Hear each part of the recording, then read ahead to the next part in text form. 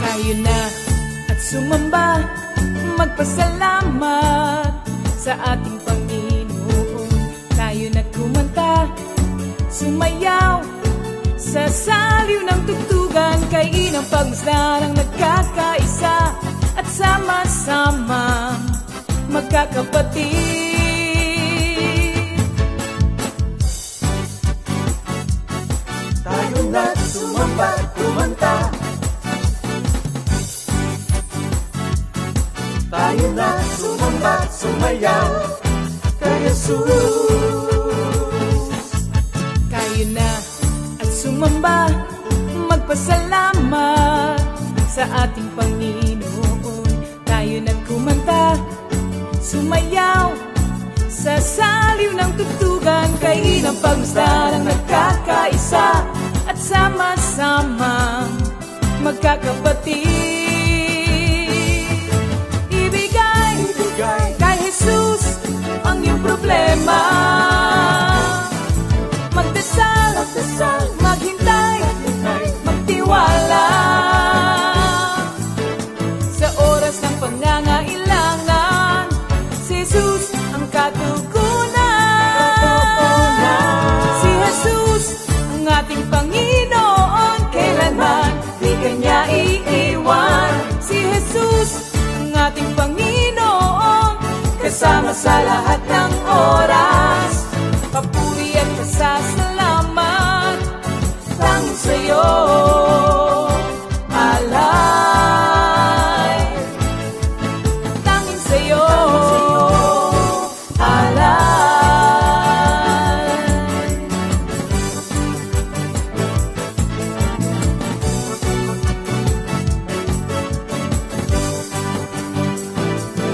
Si Jesus ang ating Panginoon, kailanman di kanya iiwan. Si Jesus ang ating Panginoon, kasama sa lahat ng oras. Si Jesus ang ating Panginoon, kailanman di kanya iiwan. Si Jesus ang ating Panginoon, kasama sa lahat ng oras.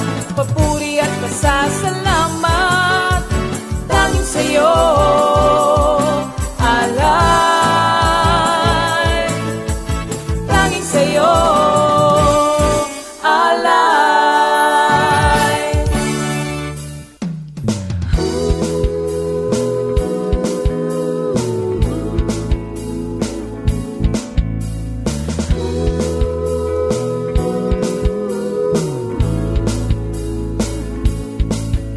Pinagpalang buhay ang kaloob ng Diyos sa lahat ng tao.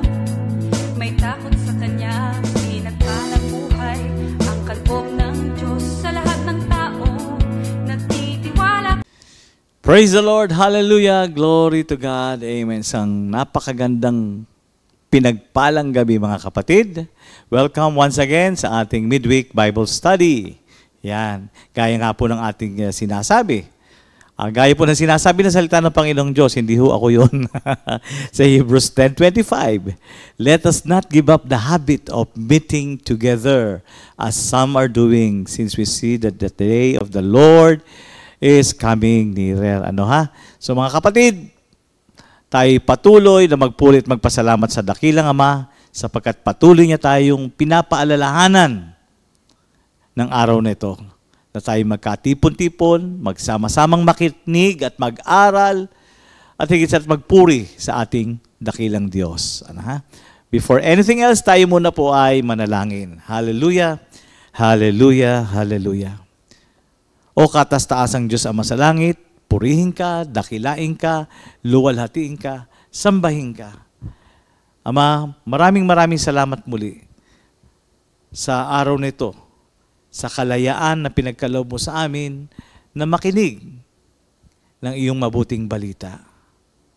Ama, inaamin namin ang aming kawalan, Panginoon. Wala po kaming magagawa kung wala kayo. Kaya patuloy niyo kaming gabayan, patnubayan, at ipadala ang banal na Espiritu upang magkaroon kami ng pangunawa sa bawat salitang aming maririnig. At maunawaan namin ang mga pagtuturong ipagkakalob mo sa gabing ito. Salamat muli, Ama. Linisin niyo po muli ang aming puso't kaisipan upang maluwalhati naming matanggap ang biyaya na nagmumula sa iyong mabuting balita. Ama, itinataas ko po sa iyo ang mga kapatid kong gagamitin sa gabing ito mula sa magpapakanta, Panginoon, ang music ministry, the comfy band, Lord. We ask for your double portion of your anointing. At higit sa lahat, ganun din po sa kapatid kong gagamitin mo sa paghahayag ng iyong banal na salita. We ask, Lord, for your double portion of your anointing. Lord, may your name be glorified tonight. Thank you, Father God. Again, we give you back the highest praise, glory, and honor. In Jesus' mighty name we pray. Amen. Okay. Thank you, Lord. And of course, mga announcement natin, mga kapatid, papalapitan ng papalapit ang ating big day. Why big day?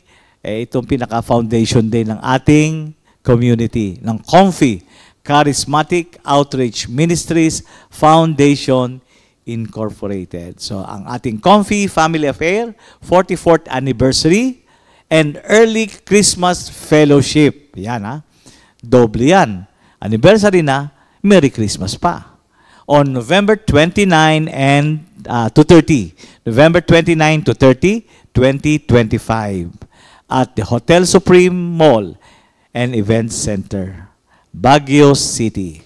Ang team po natin is Psalm 16 verse 11, In your presence, Lord. Yan. For those who paid or pay by via GCash, bank transfer or deposit, huwag po natin kalimutan na ipadala ang screenshot ng ating pinagbayaran kay Sister Jam Mercado. I-print po natin yung resibo o kung ano man yung proof na tayo po ay nagbayad. Napakahalaga po yan, mga kapatid, para maiwasan natin ang mga pagkalito, kaguluhan. Hindi mo, pangit yata yung kaguluhan, pagkalito na laang. Ayan. At ipadala natin kay Sister Jam Mercado, mga kapatid. Okay.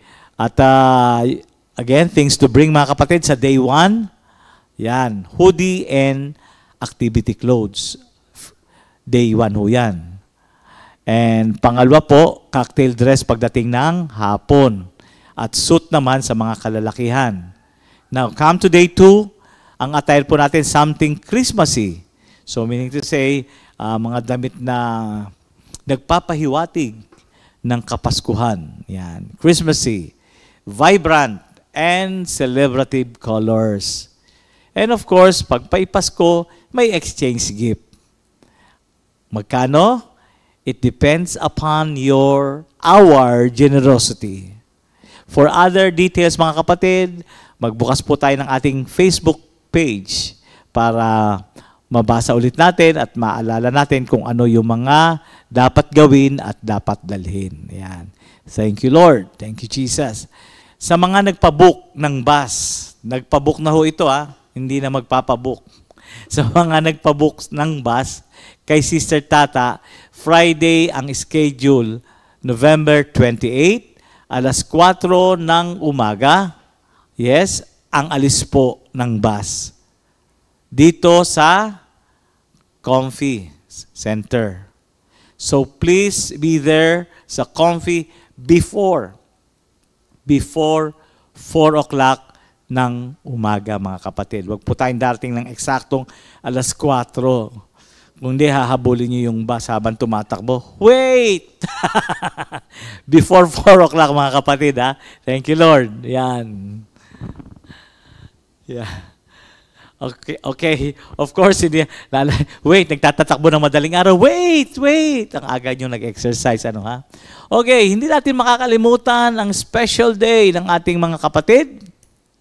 November 12, 2025. Happy birthday! Uy, ang aking panganay, si Brother John Ezekiel Pangilinan, Sister Paula Vial, Sister Lynn Lucky, Sister Jean Baksal, Sister Justin Lombre. Yan. Again, Brother E.J. Pangilinan, Brother Stephen Salvacion, Sister Paula Vial, Sister Lynn Lucky, Sister Jean Baksal, Sister Justin Lombre. So, happy birthday and enjoy your day.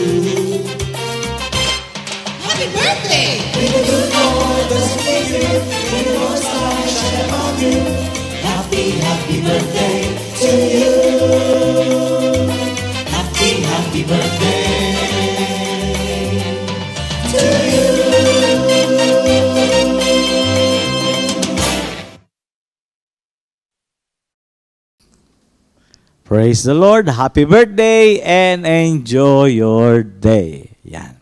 Thank you, Lord. Ang kapatid, handa na po natin ating mga sarili. Tawagin na natin ang ating mga kasama sa bahay upang sabay-sabay tayong magpuri, magpasalamat sa ating Panginoon sa pamagitan ng pag-awit sa Kanya. So, let's welcome the praise and worship team. Magandang gabi po sa ating lahat. Welcome po sa ating Midweek Bible Study. Samahan niyo po kami sa pag-awit at pagsamba sa ating Panginoon. Amen, amen. Hello po mga kapatid. Yan, sama-sama po tayong umawit at magpuri sa Panginoon. Hallelujah. This is a day that the Lord has made, so let us rejoice. Let us celebrate. Hallelujah. Amen. Tayo ay binigyan na ng Espiritu ng Diyos, malaya at tayo ay makakasamba na ngayon sa ating Panginoon. Hallelujah. Amen. Hallelujah. Awit tayo mga kapatid. Hallelujah. Thank you, Lord.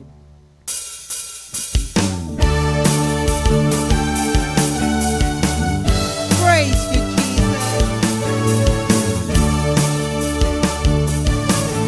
Now the Lord is the Spirit, and where the Spirit of the Lord, there is freedom. And all who believe will behold the glory of the Lord. One more time. Now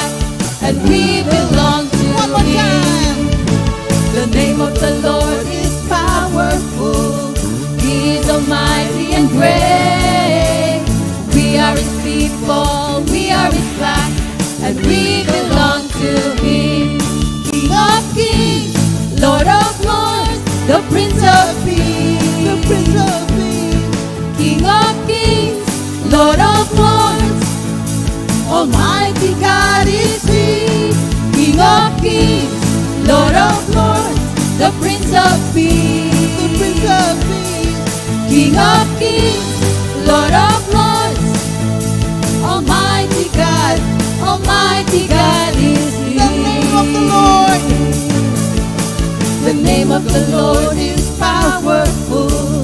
He is almighty and great. We are His people, we are His flock, and we belong to Him. The name of the Lord is powerful. He is almighty and great. We are His people, we are His flock, and we belong to Him. King of kings, Lord of lords, the Prince of Peace. King of kings, Lord of lords, Almighty God is He. King of kings, Lord of lords, the Prince of Peace, the Prince of Peace. King of kings, Lord of lords, Almighty God is King of kings. King of kings, Lord of lords, the Prince of Peace, the Prince of Peace. King of kings, Lord of lords, Almighty God is He. King of kings, Lord of lords, the Prince of Peace.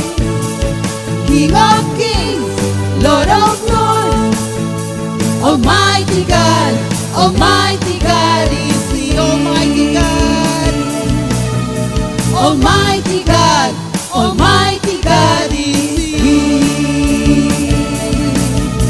Almighty God, Almighty God is He. Hallelujah. Hallelujah. To the King of Kings, Thank to you, the Lord. Lord of Lords. Thank you, Jesus. Hallelujah. Praise you, my Hallelujah. Jesus. Thank you, Lord. Oh, thank you, Jesus. To you alone, we offer our prayer. Yes. We put our trust in you, Lord. Thank you, Jesus. Hallelujah. Hallelujah. To you, oh Lord, I offer my prayer. In you, my God, I trust. To you, oh Lord, I offer my prayer. In you, my God, I trust. Lord,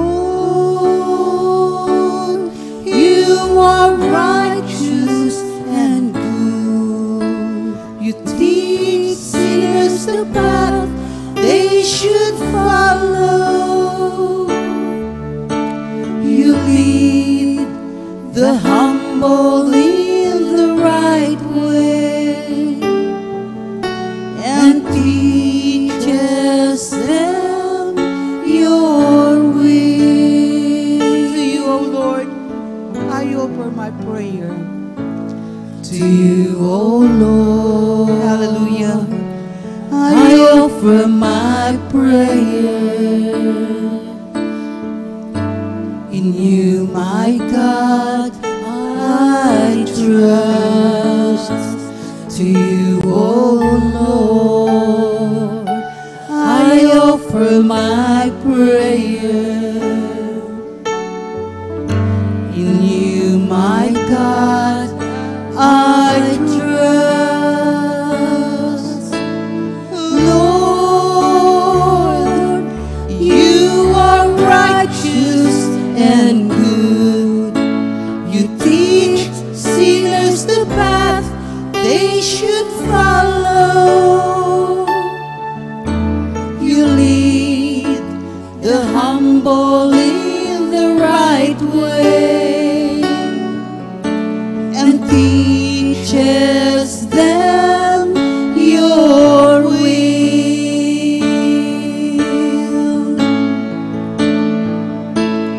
Teach me your ways, oh Lord. Make them known to me.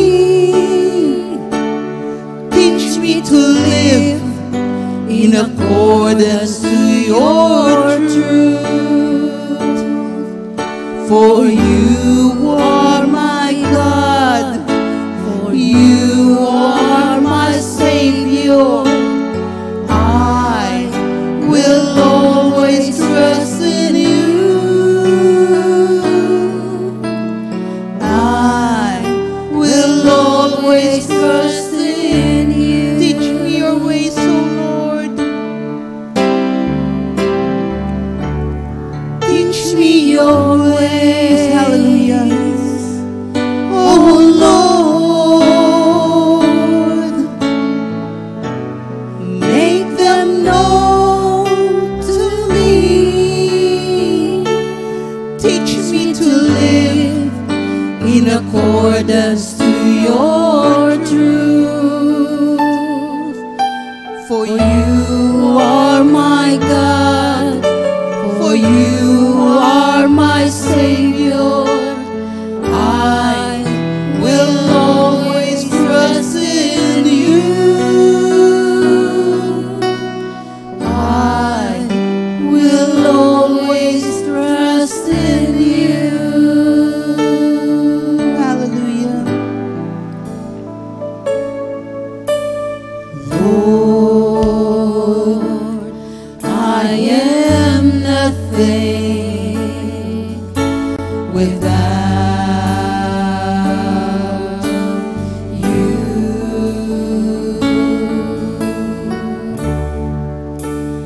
Teach me, oh Lord, to do your will, for you are my hope. You are my strength. I delight to do your will, my Lord and my God. Seek ye first. Seek ye first the kingdom of God and His righteousness.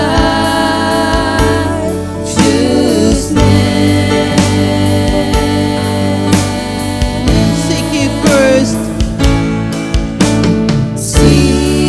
Seek ye first the kingdom of God and His righteousness. And all these things. And all these things shall be added unto you. Hallelujah. Amen. Hallelujah. Amen.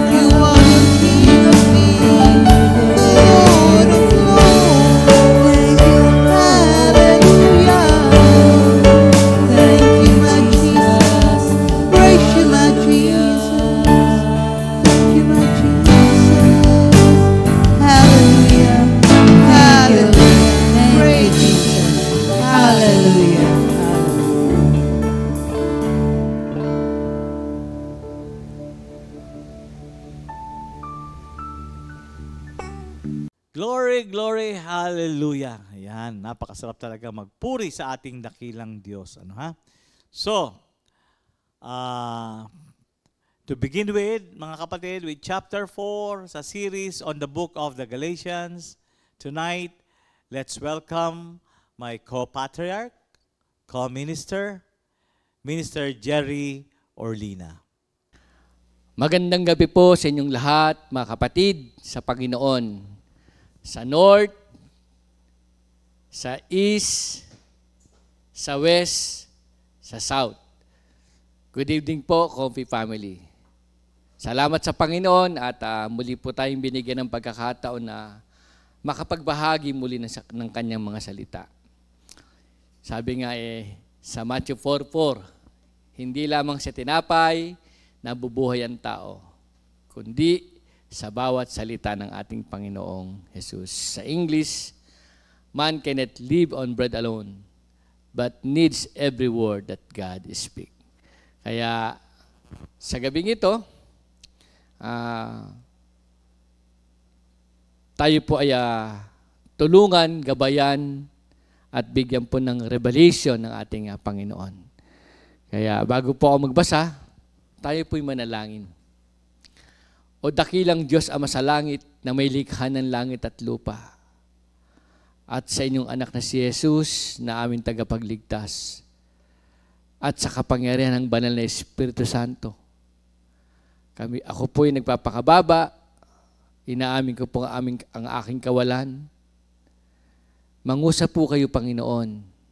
Magbigay po kayo ng kapahayagan, karunungan. Naway ang sasabihin ko, nung nais nyo lamang na ipaabot kundi ang inyong mga salita. Marami pong salamat. Mangusap kayo. Kami pong lahat ay makikinig. Sa pangalan ni Jesus, Amen. Dito po ako sa Galatians 4, verse 1-7. Akin muna pong basahin. Galatians 4, verse 1-7. Ito ang ibig kong sabihin. Habang bata pa ang tagapagmana, hindi siya nakahihigit sa isang alipin, kahit na siya ang may-ari ng lahat. Sa halip, siya'y nasa ilalim pa ng mga tagapangasiwa at mga katiwala hanggang sa panahong itinakda ng kanyang ama. Gayun din naman, tayo noon ay nasa ilalim ng mga tuntuning umiiral sa sanlibutan ito hanggang sa tayo dumating sa hustong gulang. Ngunit nang sumapit ang tamang panahon, isinugo ng Diyos ang kanyang anak na isinilang ng isang babae at namuhay sa ilalim ng kautusan upang palayain ang mga nasa ilalim ng kautusan. Sa gayon, tayo'y maituturing na mga anak ng Diyos. At dahil kayo'y mga anak ng Diyos, isinugo niya ang Espiritu ng kanyang anak sa ating mga puso na tumatawag sa Diyos ng Ama, Ama ko. Ginawa na kayo ng Diyos na mga anak at hindi na mga alipin. Kung gayon, kayo'y mga tagapagmana niya. Ito po ang salita ng ating Panginoon, hango po sa sulat ni San Pablo sa mga taga Galacia. Purihin ng Diyos, mga kapatid. Bago po ako magsimula, nais kong basahin dito sa Galatians 3, verse 29. Kasi sinabi rito sa verse 1, ibig kong sabihin, gumamit siya rito ng illustration o paglalarawan, si San Pablo. No? Sabi niya rito, ibig kong sabihin, habang bata pa ang tagapagmana. So nung bata, habang bata pa ang tagapagmana. Basahin ko lang po sa Galatians 3:29. Sabi rito, at kung kayo'y kay Kristo, kayo'y mga anak ni Abraham at tagapagmana ng mga pangako ng Diyos. So, if you belong to Christ, you are the descendants of Abraham and you will receive what God has promised. So, you will receive what God has promised. Tagapagmana ng mga pangako ng Diyos. Kaya sinabi rito sa verse 1 ng Galatians 4, gumamit siya ng ilustrasyon si San Pablo. Habang bata pa ang tagapagmana, hindi siya nakahihigit sa isang alipin, kahit na siya ang may-ari ng lahat. So, unang-una, anumang lahi tayo, anumang lahi, mga kapatid, wala nang pagkakaiba ang Hudyo at ang Griego, ang alipin at ang Malaya, ang lalaki at ang babae. Kayong lahat ay iisa na dahil sa inyong pakikipag-isa kay Kristo Jesus. So, yun po ang layunin ng Diyos. No, hindi lamang sa mga anak ni Abraham o the descendants of Abraham ang makatatanggap ng pangako ng Diyos. Lahat po ng tao. Sabi rito, Hudyo man o Griego, Gentile man siya, anumang lahi, slaves o master, babae o lalaki. So ang nais po ng Panginoon, lahat ng tao sa buong mundo, mga kapatid, ay maging tagapagmana ng pangako ng Diyos. So wala pong, hindi po selective. Lahat po ng mananampalataya, lahat po ng sasampalataya sa ating Panginoong Kristo ay magiging tagapagmana ng pangako ng Diyos kapag ito'y magaganap lamang, kapag tinanggap niya ang ating Panginoong Kristo. So yun po yung pinaka-objective nito, mga kapatid, no? Kasi gumamit si St. Paul ng illustration dito. Habang bata pa ang tagapagmana. Siyempre, pag bata pa, walang kakayahang humawak ng responsibilidad. Ang bata, hindi niya pa kayang mabuhay mag-isa. Ang bata, hindi niya pa kayang magdesisyon mag-isa. Kaya ang bata po, kinakailangan ng gabay at kinakailangan ng tagapag-alaga, tagapangasiwa sa bata. Kasi nga po, wala kang may expect sa bata. Kaya sabi rito, bagamat, alam nyo kung bakit ginamit ni San Pablo itong ilustrasyon? Kasi, nung Roman Empire, nung mga bata, nung first century sa Roman Empire, nung mga bata, talagang hindi pa ibinibigay nung right and privilege niya bilang isang anak. Bagamat tagapagmana siya, dahil sa bata pa siya, hindi pa ipinagkakaloob sa kanya. Pero sa kanya yon, kaya lang may takdang panahon. Mga kapatid, sabi nga rito sa verse 1, itong ibig sabihin, habang bata pa ang tagapagmana, hindi siya nakahihigit sa isang alipin, kahit na siya ang may-ari ng lahat. So, kumbaga, sa halip, siya'y nasa ilalim pa ng mga tagapangasiwa at mga katiwala hanggang sa panahong itinakda ng kanyang ama. So, hindi pa siya karapat-dapat dahil bata pa siya. So, may takdang panahon sa panahon ng kanyang ama. Kumbaga, ang mismong ama ang magsasabi sa kanya kung kailan ibibigay sa niya ang karapatan ng kanyang right and privilege niya ng kanyang mana. Kasi tagapagmana talaga siya. Pero pag bata pa, hindi pa pwedeng ipagkaloob ang mana. Hindi niya pa kayang pangasiwaan. Siya ngayon ay nasa ilalim pa ng mga tagapangasiwa at mga katiwala hanggang sa panahong itinakda ng kanyang ama. So, yan po ang ilustrasyon dito ni San Pablo, mga kapatid. Ano po? Nung tagapagmana hanggat bata, hindi pa pwedeng magmana. Bakit po kaya ginawang ilustrasyon ito ni San Pablo? Kasi dito po sa verse 3, sabi rito, gayon din naman, tayo noon ay nasa ilalim ng mga tuntuning umiiral sa sanlibutang ito hanggang sa tayo'y dumating sa hustong gulang. So, before, nung wala pa tayo kay Lord, wala pa tayong relasyon sa Panginoon, namumuhay tayo sa ilalim ng mga tuntunin na umiiral sa sanlibutang ito. Yan ang mga rules and regulation ng law of Moses, mga kapatid, at yun ang nagiging gabay natin. Kaya lang nga po, hindi po natin kaya nga, kasi likas tayong makasalanan, no one is righteous, all have sinned, hindi tayo nakaabot sa kalwalatian ng Panginoon. Kaya sinisikap natin na makasunod sa tuntunin.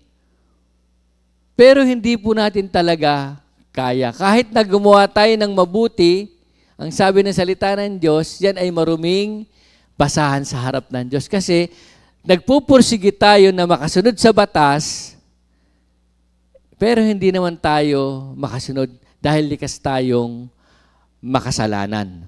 Kaya nga, kinakailangan pa na andun tayo palagi sa alituntunin, sa panuntunan, sa pamantayan, sa standard ng batas. Kaya sabi rito, gayon din naman tayo. Noon ay nasa ilalim ng mga tuntuning umiiral sa sanlibutang ito. So, hanggang sa tayo dumating sa hustong gulang. So, ang gusto ko ipaabot, no? We can do nothing without the Lord. Hindi natin kaya matanggap ng pangakong yan. Hindi natin kayang sumunod sa salita ng Diyos, sa kautusan ng Diyos. At wala tayong kakayahan. Pinipilit natin, pero hindi tayo nakakaabot sa kalwalatian ng ating Panginoon. Kasi sa pamagitan ng sariling sikap, sa pamagitan ng sariling pagsunod, hindi umaasa sa biyaya ng Diyos, hindi umaasa sa pananampalataya sa Diyos. Mga kapatid. Kaya,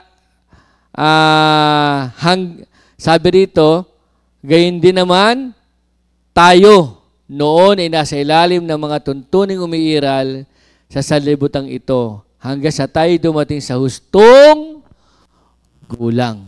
So, pag umabot na sa hustong gulang, ibibigay na yung karapatan at pribileyo at nung mana sa atin. Kaya lang nga po, dito sa ating binasa, no, sabi rito, bago ko po ituloy, nung 1 Peter 1:18-19, no? Alam ninyo kung ano ang ipinatubos sa inyo sa walang kabuluhang pamumuhay na inyong minana. Sabi ni San Pedro, kasi nga, tayo ginagawa natin ng ating sariling pamantayan na sa tingin natin ay tama. At hindi naman natin kayang sumunod talaga dyan. Kaya sabi nito, alam ninyo kung ano ang ipinantubos sa inyo sa walang kabuluhang pamumuhay na inyong minana sa inyong mga magulang. Ito na yung mga alituntunin, pamantayan, mga batas, kautusan. So, mga walang kabuluhang pamumuhay. Alam natin kung ano ang ipinantubos sa atin. Tinubos kayo hindi sa pamagitan ng mga bagay na nasisira, tulad ng ginto o pilak, kundi sa pamamagitan ng mahalagang dugo ni Kristo. Siya'y tulad ng korderong walang dungis at kapintasan. Ayun, ang maganda ron, mga kapatid. Ano? Kundi sa pamamagitan ng mahalagang dugo ni Kristo, siya'y tulad ng korderong walang dungis at kapintasan sa krus ng Kalbaryo. Mula sa krus, umagos ang dugo. At yan po ang naging kabayaran ng ating mga kasalanan. Tayo po ay tinubos. Sa Efeso 1:7, tinubos tayo ni Kristo sa pamagitan ng kanyang dugo at pinatawad ang ating mga kasalanan. Ganoon kasagana ang kanyang kagandahang loob. Kaya sa verse 3, mga kapatid na binasa natin, gayon din naman tayo noon ay nasa ilalim ng mga tuntuning umiiral sa sanlibutan ito hanggang sa tayo dumating sa hustong gulang. Nung hustong gulang na yon, yun ang pagtutubos sa atin ng ating Panginoong Hesukristo.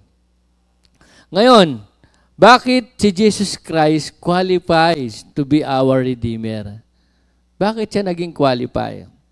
So, sabi nga sa binasa natin sa verse 4, balikan ko po yung verse 4. Ngunit nang sumapit ang tamang panahon, grabe naman to. Alam talaga ng Diyos, sumapit ang tamang panahon. Ito po, ano? Yan. Sumapit ang tamang panahon o sa takdang panahon ng Diyos. Nandiyan po nakapaloob ng God's timing, so based on His wisdom. God's timing based on His wisdom. All-knowing God. Alam ng Diyos ang lahat. Kaya niya sinugo. Kaya sa kanyang takdang panahon. Nung God's timing niya, nakapaloob ng wisdom of God, nung pangako ng Diyos at higit sa lahat, ang pag-ibig ng ating Panginoon. Wisdom, promise, and love of God. God's timing. Kaya nga, you will receive what God has promised. Ang takdang panahon na yon, if you belong to Christ. Mga kapatid, gusto ng Diyos na tayo maging mga anak niya ayon sa kanyang panahon, sa takdang panahon ng Diyos. At ang panahon ng Diyos, God's timing, nakabase sa kanyang karunungan, nakabase sa kanyang pangako, at nakabase sa kanyang pag-ibig. Kasi alam ng Diyos na hindi natin kayang abuti. Kasi ang religion, no? Men try to reach God, pero nagfi-fail ang tao talaga. Pero hindi masama po yung relihiyon. Pero hindi po basihan ng relihiyon o pagiging religyoso para natin maabot ang Diyos. Okay lang po yung relihiyon basta't nakabase sa salita ng Diyos. Pero ang religion po hindi makakaabot sa kaluwalhatian ng Diyos o makakaabot sa Ama. Yan po ang religion. But Christianity, God reaching men. Inabot po ng Diyos ang tao sa pamagitan ng ating Panginoong Hesukristo. Kaya nung kanyang timing, sa takdang panahon ng Diyos, God's timing, so based on His wisdom, His promise, and His love. Grabe po ang pag-ibig ng ating Panginoon. Nung pangako niya, hindi ito babalik sa Kanya hanggat hindi nagaganap ang nilalayo nito sa atin. Sa takdang panahon, if you belong to Christ, pag tayo tumanggap at nagpailalim, nanalig sa ating Panginoong Hesukristo, yun po ang tamang panahon na ibinigay sa atin ng Diyos. Mga kapatid, so Kaya, by the sacrificial death of Jesus Christ, we are set free and that our sins are forgiven. Ganun po tayo kamahal ng Diyos. At nung kanyang karunungan, grabe. Ngayon po, mga kapatid, Jesus qualifies to be our Redeemer. Bakit kaya? So, unang-una, isinugo ng Diyos, sa verse 4 po, balikan ko, no? Isinugo ng Diyos ang kanyang anak. Isinugo ng Diyos ang kanyang anak. Ang totoo niyan, bago pa siya sinugo, si Jesus ay nariyan na. Sapagkat si Jesus ay Diyos. Bago pa siya isinugo, si Jesus ay nariyan na. Nung free existence na ng Diyos of God, pagkapakita na siya ay Diyos. Mga kapatid, Jesus is God and in flesh. Only God can pay an infinite depth of sin. Ang Diyos ang may kakayahang magpatawad sa ating mga kasalanan. Kaya ang Diyos ay nagkatawang tao. Jesus God and in flesh. Only God can pay an infinite depth of sin.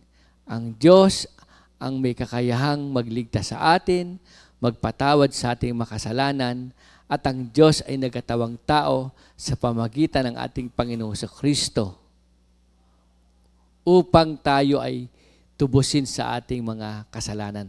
Ang Diyos ay nagkatawang tao. Kaya isinugo ng Diyos ang kanyang anak. So si Kristo ay Diyos, anak ng Diyos na buhay. Isinugo siya ng Diyos, mga kapatid. Ngayon, kaya ipinanganak. So ulitin ko muna, isinugo siya ng Diyos. Siya ay Diyos na nagkatawang tao. Tanging Diyos lamang ang may kapangyarihang magpatawad at magligtas sa atin. Kaya ang Diyos ay nagkatawang tao sa pamagitan ng ating Panginoong Jesucristo. Isinugo siya ng Diyos. Doon sa verse 4 po tayo. Doon sa verse 4, sabi rito, ipinanganak ng isang babae. Ipinanganak ng isang babae. In order to be our substitute, Jesus had to be human. Only human being could be a substitute for other human beings.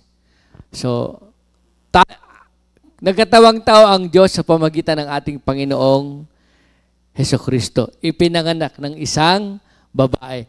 Namuhay siya bilang isang tao. Ipinanganak ng isang babae na si Maria. At bilang isang tao, may laman at dugo. Kalikasan ng isang tao, mga kapatid. At ang hinihingi, di ba? Only human being could be a substitute for other human beings. Kaya, in order to be our substitute, dapat tayo ang mamatay. Dapat tayo ang maparusahan. Ipinanganak, ang Diyos ay nagkatawang tao at ipinanganak ni Maria upang maging tao na magiging kapalit sa atin. Kasi tao, sabi rito, in order to be our substitute, Jesus had to be human. Only human beings could be a substitute for other human beings. Mga kapatid, kaya si Kristo na maging tao, hindi siya nagkasala. Kahit kailan, banal at wala siyang kasalanan. Natupad niya ang kautusan ni Moses. Hindi siya nagkasala. Sinless. Mga kapatid, bagamat siya nagkatawang tao, wala siyang kasalanan. Hebrews 4:15 and 2 Corinthians 5 verse 21. Wala po siyang kasalanan. Maging sa 1 Peter 1:18, sabi rito, na sa 19, kundi sa pamagitan ng mahalagang dugo ni Kristo, siya'y tulad ng korderong walang dungis at kapintasan. Bagamat siya'y naging tao, pero hindi siya nagkasala. Siya lang ang pwedeng pumalit, mag-substitute para sa atin. Kasi the wages of sin is death. Mga kapatid. Sa verse 4 pa rin, inisa-isa ko lang po, ipinanganak sa ilalim ng kautusan. Ito na nga po, Jesus never sinned. Hindi siya nagkasala. Jesus kept the law perfectly. Nasunod po ni Jesucristo ang kautusan. Walang labis, walang kulang. Therefore, He never came. Hindi siya napailalim sa sumpa ng kautusan sapagkat siya ay matuwid. He never came under its curse because His own failure. Wala po siyang kasalanan. Yun po ang maganda ron. Kaya qualified po si Jesus Christ na maging Redeemer natin. Diyos na may kapangyarihang magpatawad, magligtas, kaya ang Diyos ay nagkatawang tao upang akuin ang ating mga para mapatawad tayo sa ating mga kasalanan. Ipinanganak ng isang babae na muhay tulad nating mga tao, pero hindi siya nagkasala. Kaya qualified po siya para maging Redeemer, manunubos, mga kapatid. At si Jesucristo, ipinanganak sa ilalim ng kautusan. Bagamat nasa ilalim siya ng kautusan ni Moses, pero nasunod niya ang kautusan. Hindi po siya nagkasala. Kaya siya lang po talaga ang may karapatan na magtubos ng ating mga kasalanan. Yun po ang ang ginawa. Kaya karapat dapat siyang maging manunubos natin. Ulitin ko po, nung tagapagmana, matatanggap mo na isang tao yan kapag tinanggap niya ang Panginoong Hesus sa kanyang buhay. You will receive what God has promised. Ang paghuhustong gulang ay ang pagtanggap sa ating Panginoong Hesukristo. Tuloy po ako. Ito pa maganda dyan, mga kapatid. Verse 5, upang palayain ang mga nasa ilalim ng kautusan. Sa gayon, tayo'y maituturing na mga anak ng Diyos. Yung pala yun, mga kapatid. Kaya pala siya Redeemer. No, upang palayain ang mga nasa ilalim ng kautusan, sa gayon, tayo'y maituturing na mga anak ng Diyos. Nandun pa yung adoption, mga kapatid. At dahil kayong mga anak ng Diyos, isinugo niya ang espiritu ng kanyang anak sa ating mga puso na tumatawag sa Diyos ng Ama, Ama ko. Kita niyo, mga kapatid, ginawa na kayo ng Diyos ng mga anak at hindi na mga alipin. So, natapos na po nung pagiging alipin. Nung bata po, nung nasa hustong gulang na siya, natapos na yung kanyang pagiging alipin. Pag nasa hustong gulang na ang bata, meron na siyang tamang desisyon sa buhay. Kaya niya ng pamahalaan ng kanyang mana at siya po ay makakapamuhay na ng sarili niyang buhay. Ganun po ang bata pag nasa hustong gulang na. Ganun din tayong lahat nang tinanggap natin ang Panginoong Jesucristo. Mga kapatid, tayong lahat, wala na tayo sa ilalim ng kasalanan, ng batas ng kasalanan at kamatayan. Tayo ngayon ay nasa ilalim ng batas ng Espiritu na nagbibigay buhay, bunga ng ating pakikipag-isa kay Jesucristo. We are not under the law of the sin and death. Now we are under the law of the Spirit which bring us life through our union with Christ Jesus. Yung mga ganda ron, mga kapatid. At di naman lingid sa atin ang John 1:12. Ang lahat at tumanggap kay Jesucristo, binigyan ng karapatang maging anak ng Diyos. Kaya malayo tayo makatawag ng Ama, Ama ko, kasi anak tayo ng Diyos. Ayon sa kanyang panahon, pamamaraan, pangako, pag-ibig. Yun po ang dapat pong maintindihan natin.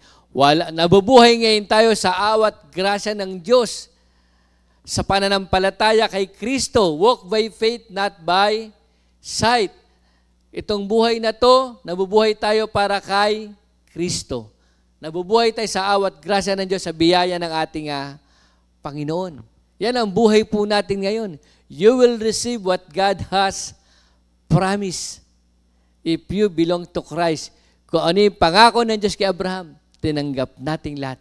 Kasi sumapit na sa atin ang takdang panahon nang tinanggap natin ang Panginoong Kristo sa ating buhay. Malaya na tayo makapamuhay. Hindi na tayo alipin ng kautusan. Hindi na tayo alipin ng mga pita ng laman. Hindi na tayo alipin ng mga kasalanan na yan. Hindi na tayo alipin ni Satanas o ng sistema ng mundo. Tayo ngayon ay alipin na. Tayo ngayon mga anak na ng Diyos. Malaya tayo makakapamuhay ng punong-puno ng pagkapasalamat, biyaya at pagsunod sa ating Panginoon. Ginawa na kayo ng Diyos ng mga anak at hindi na mga alipin. Kung gayon, kayo'y mga tagapagmana niya. Ang ganda naman nito, mga kapatid. Nakaka-bless ng illustration niya. Ginamit niya ba yung bata? Hanggat bata pa ang tagapagmana, nasa ilalim pa siya ng kanyang tagapangasiwa, tagapagturo, tagapag-aral. Pero may panahon na darating, bagamat siya tagapagmana, pero may panahon na darating, hahantog siya sa hustong gulang. Yun yung panahon ng Diyos sa pagtanggap natin sa ating Panginoong Hesukristo. So, ayaw ng Diyos na tayong lahat ay manatili sa kapahamakan. Ayaw ng Diyos na manatili tayong nasa ilalim ng batas na nagbibigay ng na hindi naman tayo makasunod. Ayaw ng Diyos yun. Kaya mismo, ang Diyos ang nag-initiative. Siya ang nag-initiate na ipagkaloob ng kanyang bugtong na anak. Ayon sa kanyang pangako, karunungan at pag-ibig. Ang sino mang tumanggap sa Panginoong Hesukristo, tayo ngayon ay malaya na. Nasa biyaya at awa tayo ng ating Panginoong Hesukristo. Tayo pong lahat ngayon na namumuhay na sa patnubay ng banal na Espiritu Santo. Mga kapatid, at may enjoy natin ang buhay na nakaugnay sa ating Panginoong Hesukristo. Huwag na po natin balikan nung mga gawain natin dati, nung mga pamaraan ng isa lang ang pamaraan ng paglapit sa Diyos. Jesus is the way, the truth, and the life. Mga kapatid, wala nang iba. If you know the truth will set us free. If you are really my disciple, you will obey my teaching. If you love me, you will obey my commandments. Doon na po tayo ngayon. Tayo ngayon ay mga anak na ng Diyos. Ephesians 1:3.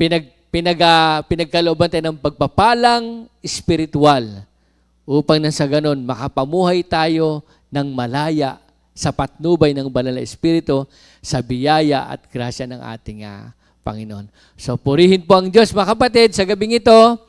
Muli, Galatians 4:1-7, at alam ko po, nangusap ang Panginoon sa ating lahat. Malaya po tayong mamuhay sa awat grasya ng Diyos. Sa pangalan ni Jesus, Amen. Tayo po'y manalangin. Lord, salamat po sa mensahe na pinagkaloob sa amin sa gabing ito. At sa awat grasya nyo, kami po ay makapamuhay ayon sa inyong kalooban. Salamat po sa wisdom na tutuparin nyo ang pangako nyo. Lahat ng tao, lahat ng sasampalataya sa inyo, hindi lamang descendants of Abraham, lahat po ng tao sa mundo, gusto nyo po makatanggap ng pangako na galing sa inyo. Kaya Lord, salamat po sa message na to kay Jesus Christ lamang matatagpuan ang kaligtasan, ang kapatawaran, at kay Jesucristo lamang matutupad ang pangako nyo na para sa amin. Pag aming tinanggap ang Panginoong Yesus. Sa kapangyarihan ng Espiritu Santo, Lord, makakapamuhay kami ng ayon sa inyong kalooban. Marami po salamat. Sa pangalan ni Jesus, Amen.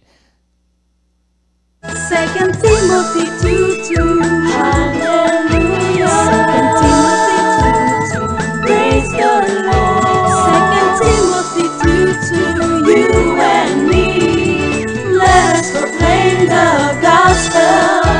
2 Timothy 2:2, Hallelujah. 2 Timothy